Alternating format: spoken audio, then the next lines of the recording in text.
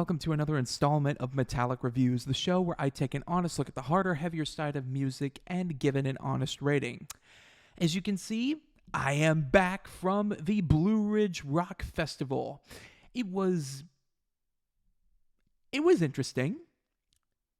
Yeah, it was really interesting. From a music standpoint, it was one of the best festivals I've ever been to. From a logistics and atmosphere and cultural standpoint, it was something. Let's just leave it at that. But I'm not here to talk about that. I'm here to review a new album from one of the longest-running death metal supergroups of all time.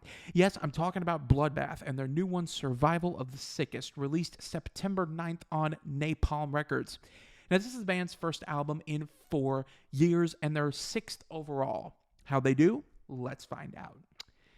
The band, they don't pull any punches. Let's just go ahead and get that out of the way. They're not pulling any punches here.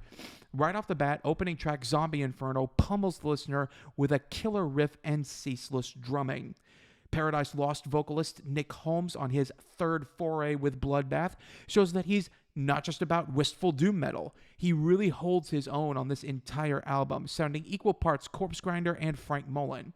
His screams do register a tad bit higher than those legends of the genre, but it's definitely a unique sound and offers a great bit of ominous character in a world that's so often devoid of it. I also love the drumming on here.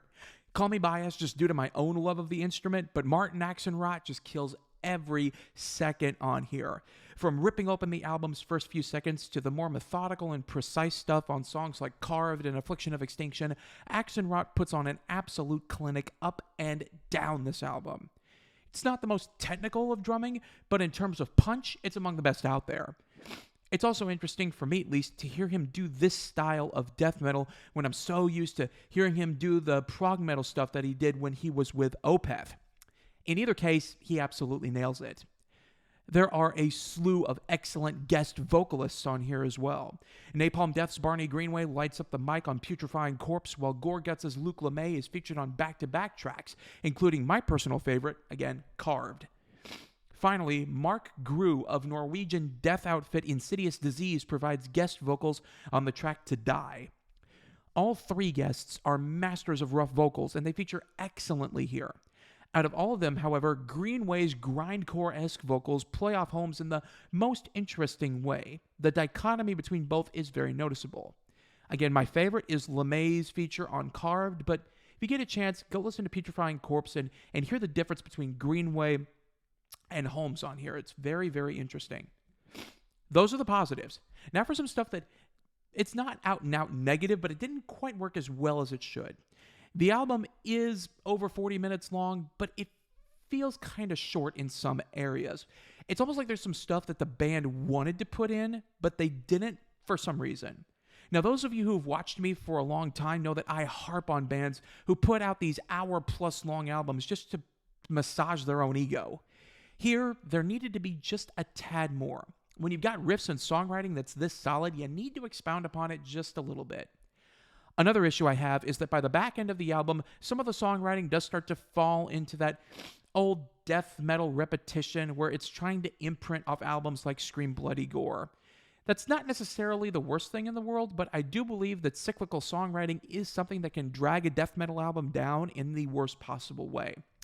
This is especially true of the band like Bloodbath, who rely so much on that old school grit and gruffiness that they can't reach beyond those boundaries. Again, this doesn't make the album complete crap, but it's just something that can get annoying if it runs amok too much. Overall, Bloodbath have released a very good death metal album. I don't think it's going to run up there with Septic Flesh or Venom Prison on my personal death metal album of the year list, but it's still very good. The guitar work is crisp, the drumming is excellent, and the vocal performances rip and tear like the Doomslayer. In short, it's everything a death metal fan would want, just not quite to the level of the classics. It gets a very solid 4 out of 5. Thank you so much for watching. Click like and don't forget to subscribe for more Metallic reviews. The channel is growing, folks, and I really hope that the Metallic review family continues moving forward. Also, thanks so much to those of you who tuned in for the Blue Ridge highlights. I really enjoyed making those videos and posting them for you, giving you a little insight into how my trip was going. I really appreciate the comments and all the love on those. Next week, Metallic Reviews is heading back into metalcore land as we're going to be examining The Devil Wears Prada's new album, Color Decay. I hope you'll join me. You've been watching Metallic Reviews, where I give honest ratings to honest music. I'll see y'all next time.